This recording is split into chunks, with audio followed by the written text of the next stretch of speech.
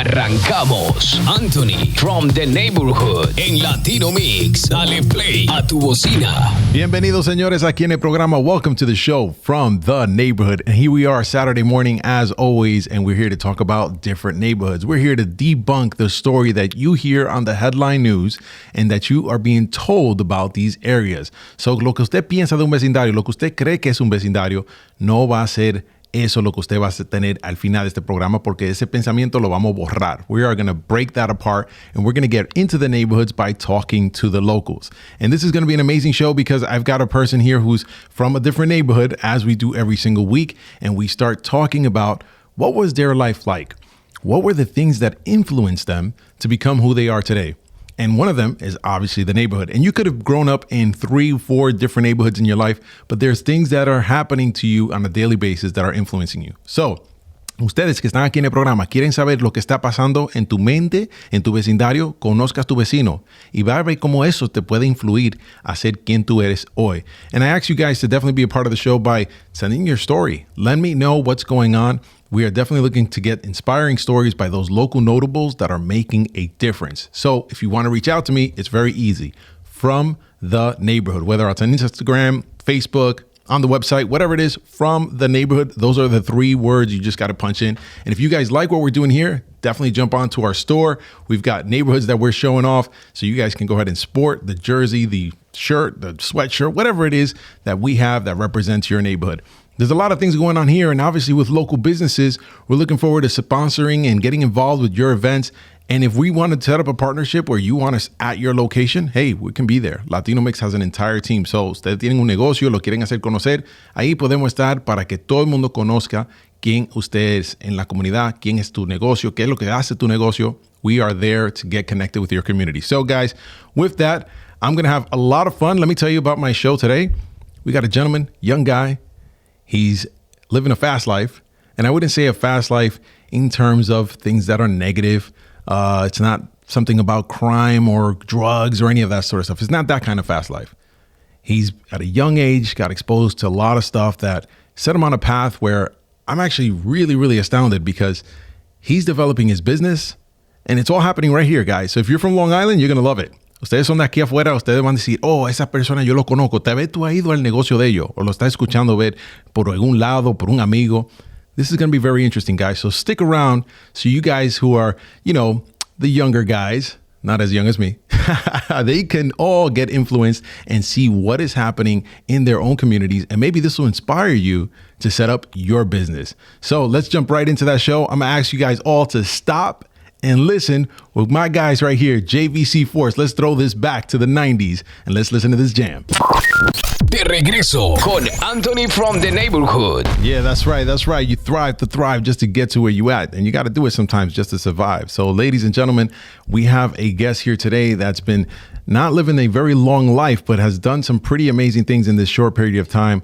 I definitely love for you guys to listen to the story. Quiero que ustedes escuchen la historia, se inspiren un poquito y lo que están de la edad de él, ya llegan a ver que hay cosas posibles. Si usted le tiene gusto a una cosa en tu vida, usted lo puede convertir a un negocio y puede comenzar a desarrollar su talento en esa rama. So, guys, without further ado, I'd like to welcome my guest here, Brian Llanos. How are you, sir? Thank you. I'm very good. Welcome to the show. And my DJ just screwed up the sound. Like, let's get a round of applause, please. There we go. You know, I do a lot of dad jokes on the air, and my DJ sometimes gets carried away, so he has that trigger. Got you. There you go.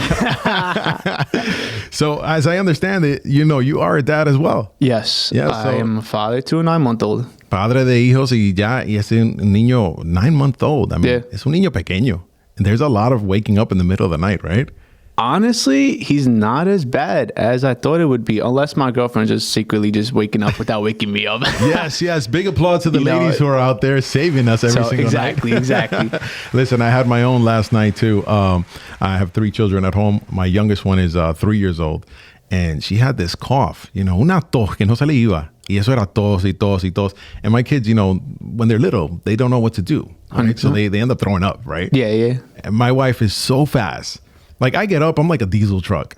You know, it's like boom, boom, boom, boom. You're like, I need a little bit to warm up. Yeah. And then I'm like, okay, I'm in the groove. And where is what? My wife is like echolocation. She's literally flipper in the house. Like, she doesn't need to look where it's anything. She knows. She just snapping fingers and there. I'm telling you, man, Batwoman. Not bad. That's good though. Yeah. It builds a good solid team. You know what I mean? Yeah, I know. We all got our talents, right? We all got 100%. Our talents. Now I want to kind of go into your life a little bit here because I want people to get inspired by this conversation. Because first of all, let's start off with how old you are. I am 26 years old. Okay, señores, vayan poniendo contexto que este señor tiene 26 años. So, you know, Brooklyn's where you opened your eyes. That's where I was born. I was born and made there. Over in Brooklyn in Sunset Park. Yeah, Sunset Park. ¿Hasta qué edad? Till what age? I was there until 10, and then my parents had like the little divorce, and then we took off, and I came over here to my mom around 10 years old to Patchogue. Pretty much Patchogue was the first stop. There was no other town. Patchogue, Long Island. I mean, we went far. Yeah. We went far. Patchogue, 100%. Long Island. So, like, when you go from Sunset Park, Brooklyn, right, and you come out to Patchogue, Long Island, what's the shift in your mind? Like, what happened? You stepped out here and you were like, this is country. Well, the shift is that you can't move anywhere here without a car. You know, it's like, you know, when I was in Brooklyn, it was all apartments. There was delis on the corners. You had to park down the block. Everything was just so local to you. Everything was just right around. So when you come over here, you're like, damn, everything is so far. Yeah, everything is so far. City spoils you a little bit, right? 100%, 100%. But my mom got used to it. She was driving out from Brooklyn over here to Bohemia for work every night. So she was used to it. That's why she made the jump. So tu mamá estaba haciendo un sacrificio tremendo from Brooklyn to Bohemia. I mean, every day for work. That's a far B2B. What was she doing for a living? She was working for MBTY. I think they might have shut down already, but she was working over there. So what kind of work is that?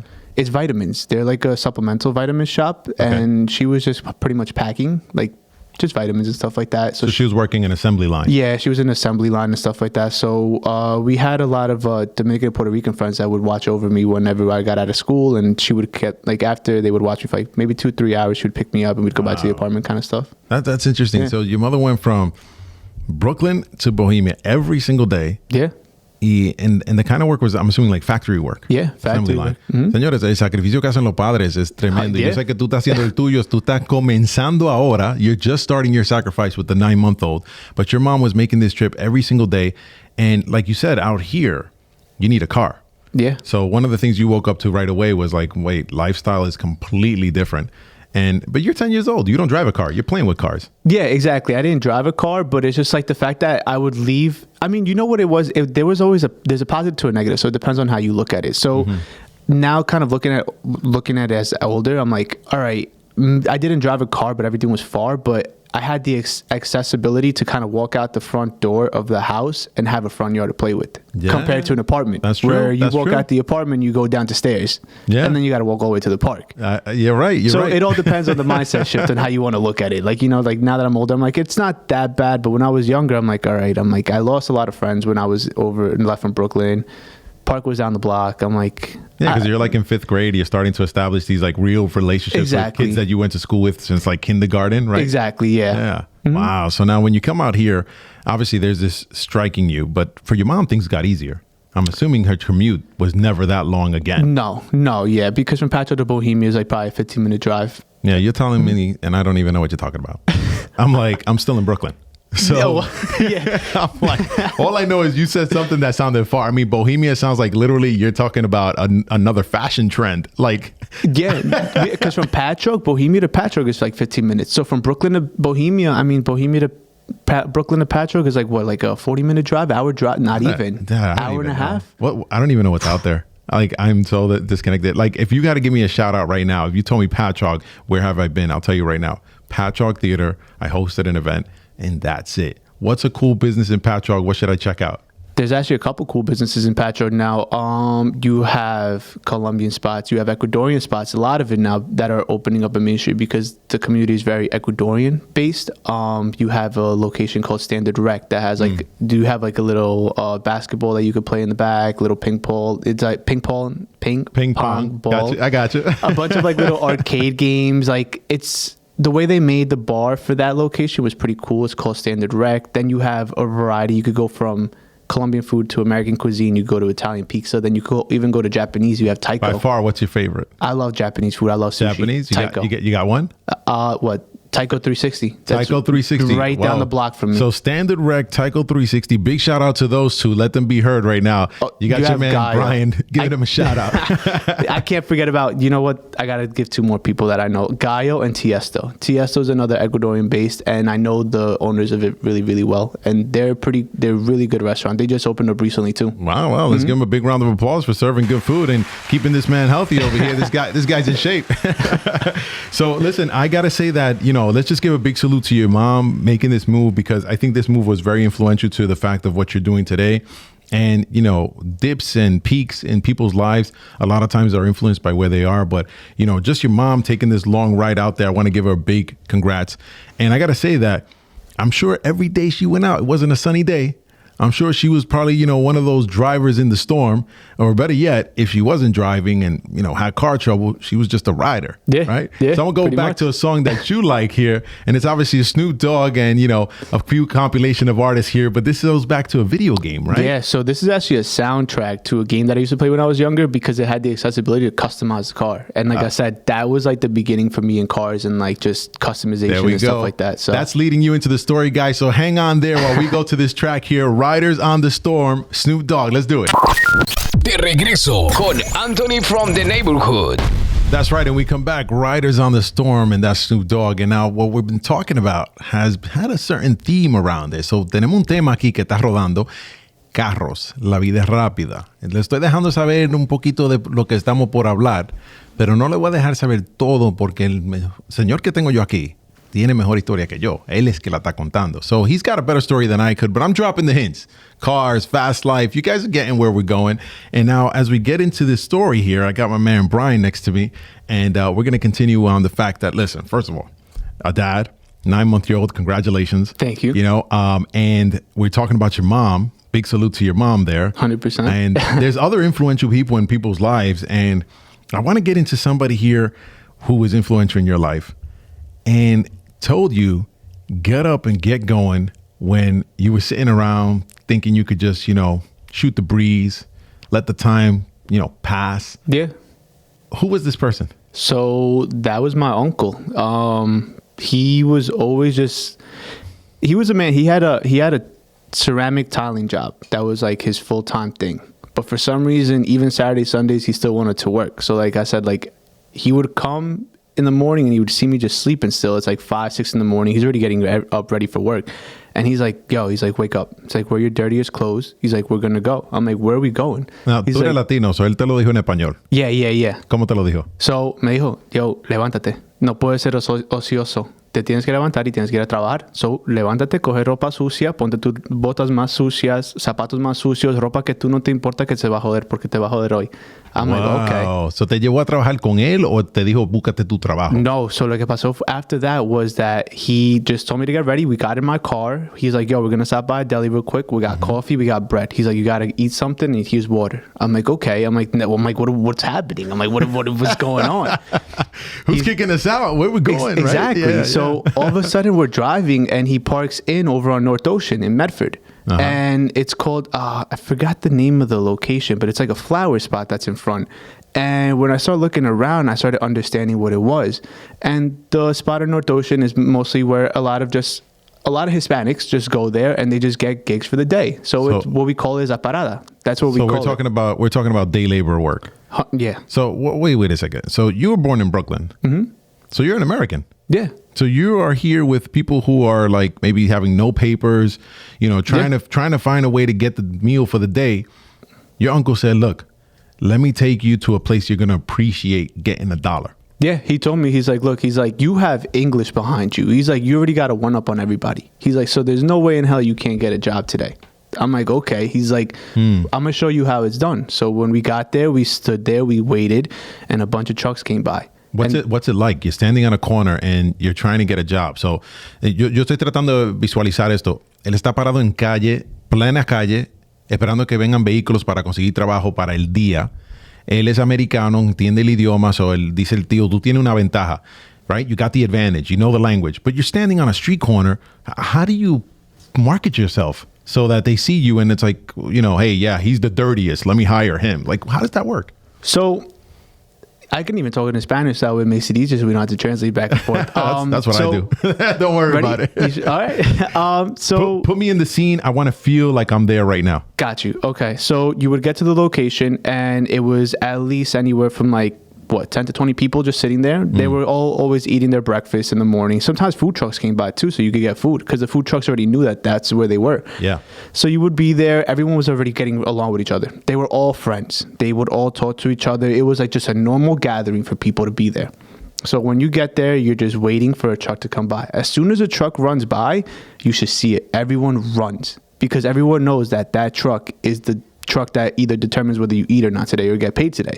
Because if you don't catch a truck by like at least 11 o'clock in the morning, you're done. Because usually by 11 o'clock, everyone's already working. Everybody's at a job site. Exactly. Everyone's already at a job site. So you have a time frame from like either 6 in the morning to like at least 11 tops latest. Anything after 11 o'clock in the morning, you're done. You got to either take your bike or you got to walk back home. So your uncle was doing this on a daily basis? Just on the weekends because he had a full-time job. So that's where it goes back to, even though he had work, he wanted more work and more money. And then that's where it became to me that ambition too, because like he showed me that, yeah, you could be suffice with what you have, but do you want more? Yo siento que la pasión, esa es una pasión entre latinos. Like, we just love to feel that we're useful, que somos útil, que nos estamos aplicando hacia algo. El papá, no el papá, el tío, tenía un trabajo de lunes a viernes, pero los fines de semana lo llevaba como al lugar, o te llevaba a ti al lugar donde él iba para conseguir trabajo adicional. So you're talking like, this is extra work. This is moonlighting or weekend lighting. Yeah. And was he laying tiles or was he doing all sorts of work? What kind of work did he get? The thing is, you never know what's going to come at you. What did you do? I've done from landscaping to pooling. Like there was one time where there's one guy, he's like, I got over to me. I'm like, because, all right, ready? This is how, I'll break it down on how it even works. Okay. The truck comes by, they all run. As soon as you run, you have to start asking, how much for the day? How much for the day? What's the job? What's the job? The fastest person, you have to be quick. If you're slow, you're done. By the time I already ran over there and you're just getting up from your chair, I'm probably already in the van on the job site. Wow. So it's all about quickness, agility, and how quick you could communicate with the person. So again, my advantage was that I spoke English. Mm-hmm. So my advantage was that as soon as people would come by, the Spanish people would try to, work around the English, but I would always just speak English. So they would choose me out of the bunch because they're like, we could actually use you to help out and manage everyone else that doesn't speak English. Wow, look at that. So that was my advantage on that. But once you get in, you just ask, what's the pay? What's the job? If you didn't like the pay, you negotiated because you could negotiate with them. Right. As soon as everything came to an agreement, you hop on the truck and you just go. Just go. Just get to work. Just go. The one time my uncle's like, get in the truck. And I'm thinking he's going with me. When I look back, he's left. He just let me go. How old were you? By myself, 17. 17 años. He's like, just go. You're off. That's it. Vete a trabajar. Go to work. You're 17 years old. You're like, I don't know. I'm in somebody's vehicle here, and how do you get back home? That was my question. So I called him and I was like, you just left me. I'm like, how do I get back home? He's like, asking for a ride at the end of the day. Wow. I'm like, años. wow. This is I'm crazy. like, okay. Now let me fast forward just a little bit because, then we'll be to present day because you're a young guy here. At 18 years old, we have this opportunity to now finish high school. Your uncle has instilled this work ethic. So ya tú estás aprendiendo cosas de tu tío. Tú dices, okay, voy a entrar a la universidad, college time. Yep. And now there's something you really wanted to do in your life. And what did you go to college for? I went to college to be a police officer. Law enforcement. I wanted to be a police officer, NYPD. But again, it's hold on. NYPD, you're in Suffolk County. Your mom did the Brooklyn Bohemia thing. Were you going to do the Medford, Patchogue, whatever you are in to Brooklyn? Nah, see, my plan was to go over there. You were going to go back to the city? I was going to go back. I wanted to go back. That's why I wanted NYPD because I knew that would be a reason for me to go back because I wouldn't want to commute. Love the blue, man. The NYPD uniform is probably one of the top looking uniforms in the entire nation. A lot of respect for them, too. I have a friend of mine that's in it. He's in the, now he was in the 69 precinct in Canarsie, and now he's actually a police officer for the youth. So he plays basketball with kids. He helps kids stay on track and stuff. So you're talking to somebody that also wanted to be a police officer, and went through the whole motion of things and was denied. Like yourself, something I didn't say before, eldest. It would have been a tragedy if something would have happened to me because then 100%. Who else is there? That's the fear. That's the fear. My mom feared the same thing too. She was afraid, but again, if I were to tell my mom, hey, I'm going to start a business or I'm going to be a police officer, for her, it'd be much easier to accept a police officer, because the way I look at it now is the fact that she took the risk of leaving the country over here. Then she took the risk of leaving Brooklyn to Patchogue. So for me to start a business, she kind of looked as no stability. Oh, you know what I mean? That's the way I Yeah. look at it when it comes to stuff like that. My mom did all the risks, so she's just, you know, the way I look at it, first parent immigrants, they take all the risks to come to this country. Yeah. So the norm is send your kids off to college for stability, because Love it. they took the risk of everything. Yeah. You know what I mean? Yeah. Get them a better job than the one that she's getting, right? 100%. Listen, that's crazy. Now, but when you turn 18 and you're just getting started, you're in college, a certain thing happens in your life. You know, a los 18 años uno tiene un pensamiento diferente. Uno cree que puede vencer el mundo. You're starting to get the little hair in your face. You get a little muscle. The girls are paying attention to you. You know, a lot of things are happening at this 18-year-old age. You got yourself a driver's license. You're driving. Now you got a ride. This gets you into a little bit of trouble. What happened? Yeah, it ties back up to the whole soundtrack with Need for Speed. I was always into cars, so then I had my own car, and what am I going to do besides replicate the video game in a way? Yeah. So I started almost like replicating the video game on a daily basis, speeding, cutting traffic, you know, just playing it very not safe. And one day it just led to my disaster where I got caught speeding, and instead of pulling over, I decided to put the police officer in a chase against me. You ran from the cops. I ran from him. So se le fue a fugar a la policía. Estamos hablando bueno, you have a bunch. Estamos hablando de un grupo entero de policías tuvieron que venir a ti a pararte. So when you woke up from this, I'm not sure did you crash? What happened? Well, so what happened was, as soon as I passed the officer, I just blacked out and I started doing my thing, because I've always had really good control of cars. So I started doing my thing and I started just trying to escape in a way. Well, not in a way. I was trying to escape. And then I slid on black ice and I got stuck in a snowbank. And the car just crashed got stuck. into snow. Yeah, the car got stuck. Well, thank God you crashed into snow, you Exactly. know, to be honest with you. And like, how many police officers were at that point around you? So once I got stuck in the snow, I couldn't get the car out. So I was like, you know what? I was like, I might as well just wait it out. I turned the car off instead of running on foot. I turned the car off and I waited. By the time I looked up, there was 5 squad cars around me, because that one officer called for backup. Well, yeah, naturally, Yeah, right? You've got 100%. somebody on the run. He doesn't know what he's going to find himself with. And, it's, you know, studying law enforcement, you know, you got to make sure you do things according to protocol and all that stuff. So you're here waking up and you've got all these cops, all because you wanted a jet. Yeah. What went through your head when the sirens went on, lights went on? Like, you know, you were cutting. What went through your head that you were like, I got to get out? That's the thing I ask myself to this day. It's a complete blackout. And I even asked, my mom would ask me the same thing too. And I told her, I was like, I really have no explanation for you. You totaled your car? No, I didn't total the car. Yeah. But I just told her, I was like, I have no explanation for what I did or why I did it. Well, you look like you're in one piece, man, and I'm glad you did that stuff. But I'm going to be honest with you guys, señores, si van a llegar la policía y te va a echar a un lado, te van a dar un ticket or something like that, no le esté corriendo, señores. Hay mucho daño que uno le puede hacer a uno mismo y a otra persona. So 100%. Don't run from the cops, man. Just pull right over. You already know you did it or you didn't do it. And what's the worst that's going to happen? Nobody's disappearing.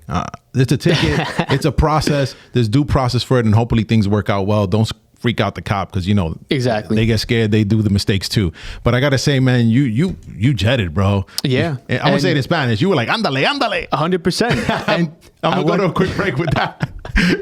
It's gonna be Nelly with andale, andale, mami. De regreso con Anthony from the neighborhood.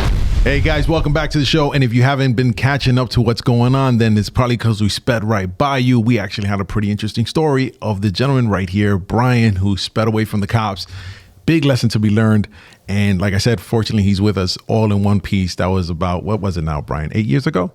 Yeah, when I was 18. So, 18? So about 8 years ago. 8 years. So, you know, thank God, you know, we all learned our lesson. And señores, lo que estaban hablando anteriormente es que este niño tiene un futuro muy brillante. Y ha hecho muchas cosas porque ha tenido buena influencia. Like, I love the fact that you mentioned your uncle, that influence from your uncle.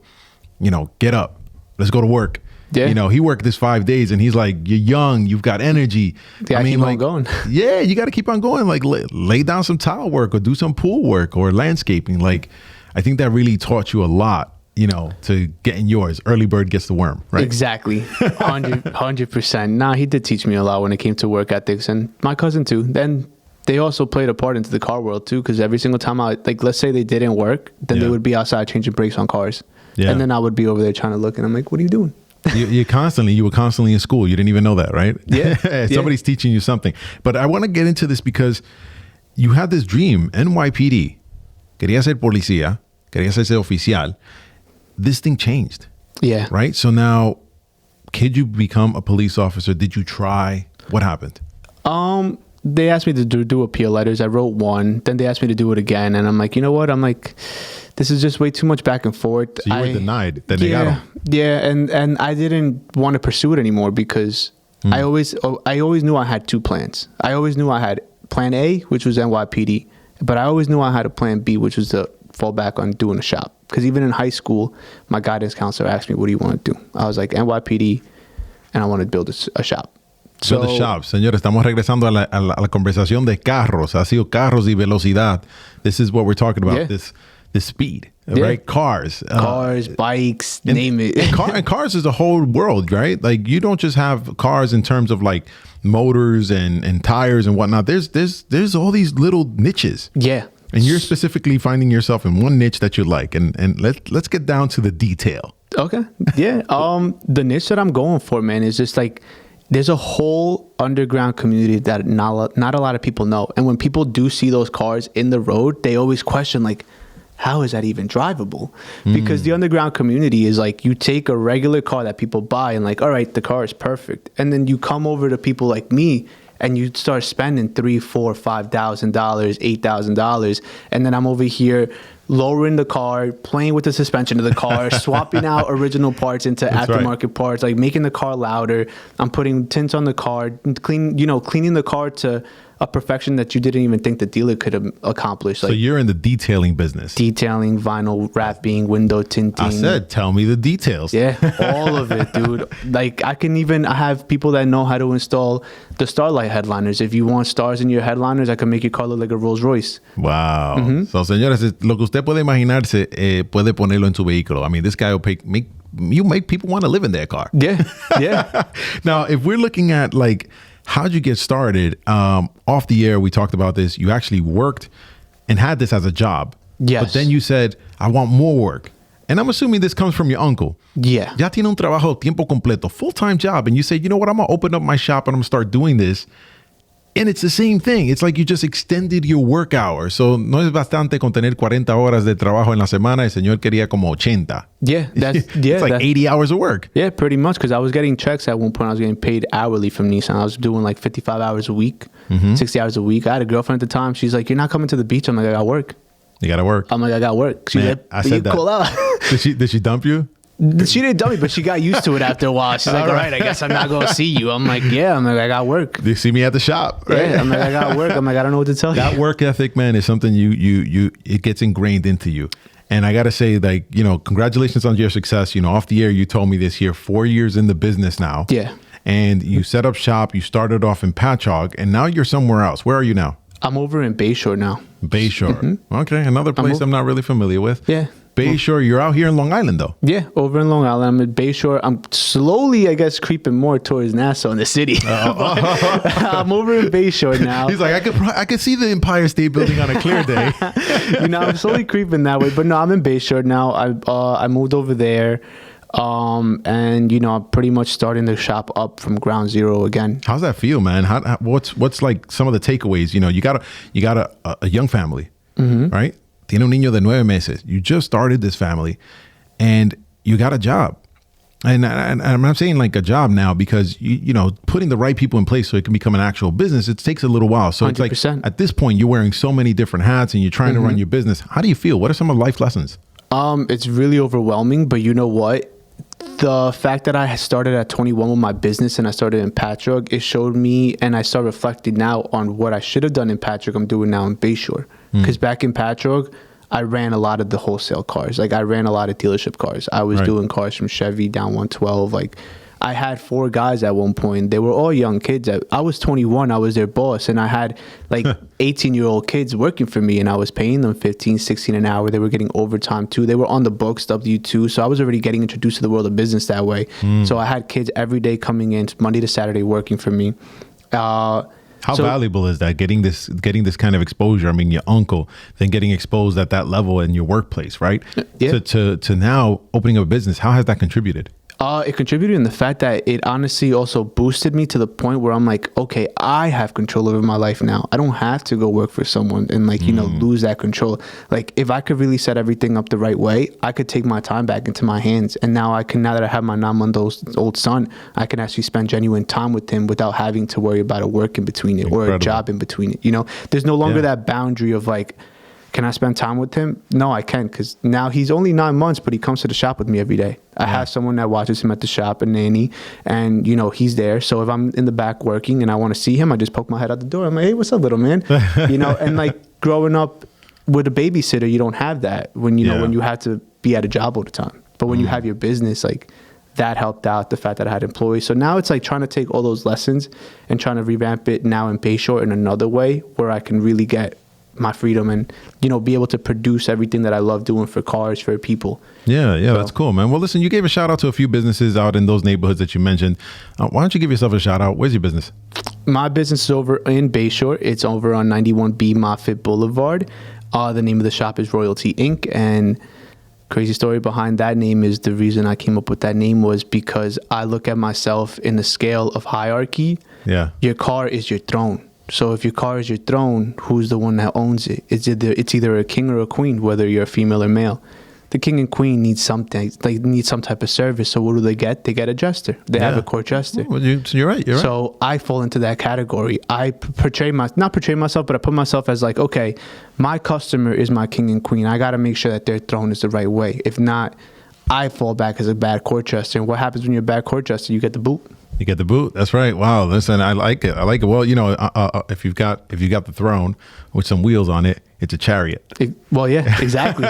So you know, it's all depending on the wheels you're putting on. Now, I'm not in your business, but you're probably gonna make that chariot hop and all this other cool stuff. Exactly. That's what I'm saying. But at the end of the day, it's all like just royalty. Like I treat my customers, you know, the way they should be. Like I don't, you know, there's a very nice, man. Very nice. And you have 4 years in the business, but you still got yourself through college. You got yourself an associate's degree, which is what you wanted to get into law enforcement. Do you see yourself going back to college or getting into any sort of courses? You know, where do you see yourself getting your next life lessons?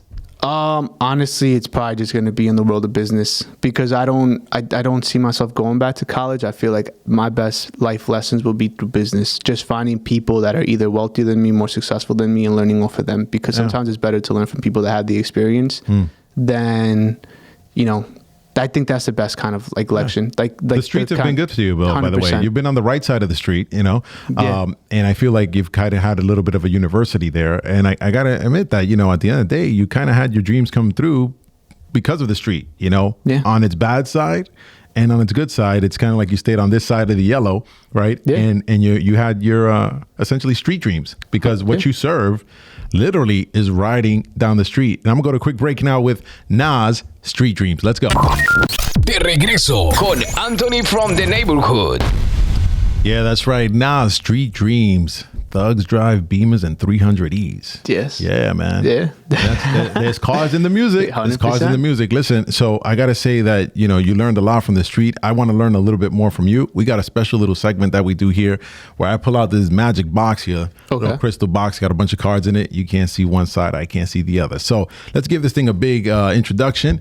And boom, I'm going to open this one up and let's see what's inside. Now, this is going to be a question. Usually they're all pretty good. Let's see what's yours. Oh, here we go. So you've been Brooklyn and back, but if you could visit any other country, which one would you choose and why? Japan. That's easy. Japan. Really? 100%. Why is that easy? Japan's something has been calling me for a long time because of the car stuff. Japan has the most craziest car scene I have ever thought of. And on top of that, I just want to see how they treat the cars that we treat with high value in that underground community with so little value. Like over here, you would want a GTR Skyline. Like, you know, it's cost a lot of money to have one of those cars. Over there, they drive them like Ultimas. They're just in the junkyard. They're just regular cars. Just regular cars over there. Skylines, GTRs, Supras, whatever we fantasize about over here, for them is just nothing. Wow. And that's why I want to go see that, because I want to see how crazy it is that the two different, we're, you know, obviously in two different hemispheres, and it's just like the car culture just swaps. Like we want what they want and they want what we want. Isn't it crazy how everybody's looking across to greener pastures? So like, are they looking at, they're fiending for like, I don't know, a Mustang or something? The European cars, like Euro cars, like they still have the Japanese cars that they obviously love and stuff like that. But it's like, for me, the biggest one when I saw like videos on YouTube, like Skyline's just in junkyards, Supra just in junkyards. Like those are like high cars that a lot of people want over here. And sometimes those cars, even running in good condition, they could go at like 20,000 and up. Wow. Well, listen, man, I thank you for, having a quick answer to that one, because a lot of people tell me because they just want to go on vacation. But you've got this thing about cars. And folks, I got to say, Brian's been a great guest and this has been a spectacular program. Yo he aprendido mucho de este programa entendiendo cómo es que las cosas regresan a la vida de uno. Y lo que pudiera ser un momento muy malo para él se ha convertido en un negocio. Y, big honors to your uncle, to your mom, to those who were helping you through school, work, and even the experience you got at work. Whoever was your boss and exposed you to working with these younger kids, like really gave you the opportunity to be like, hey, I can be a boss. Yeah. So, señores, estamos viendo aquí muchas cosas que podemos aprender. And this is what I took away from this year. I took away that you can't give up. You got to continue on. And it's not just simply for saying it as a cliche. It's just that things do add up for a reason. And cars were always around his life. And at this point, this gentleman has gone all in. Se entregó completo a comenzar su negocio en eso de vehículos. And he's detailing vehicles. He's all in on detailing vehicles. This is a big step. I congratulate you. 26 years old. You're doing something you absolutely love. Yeah. And you know what? I really hope you go to Japan. So, señores, siguen soñando. It's true, man. Siguen soñando, siguen teniendo sus ojos abiertos porque ese viaje te puede llegar. So, and that'll be really nice for you to go ahead and see that. So, sigue con la cabeza arriba. Sigue apreciando todo lo que viene por tu lado. Keep seeing these things as opportunities. And that's what I really got from your case, Plan switched on you, but you didn't switch up on life. That's the way to go. So, folks, muchas gracias por sintonizar este programa. Brian, thank you for your time. It's been an excellent program. Y hasta la próxima. Siempre nos vamos a ver en el vecindario. And until next time, I'll be seeing you back in the neighborhood. Anthony from the Neighborhood, el único programa que saca las estrellas de cada bloque para compartir sus historias y experiencias en lo que es negocio, la familia y la comunidad. Cubrimos las calles que te hacen From the Neighborhood.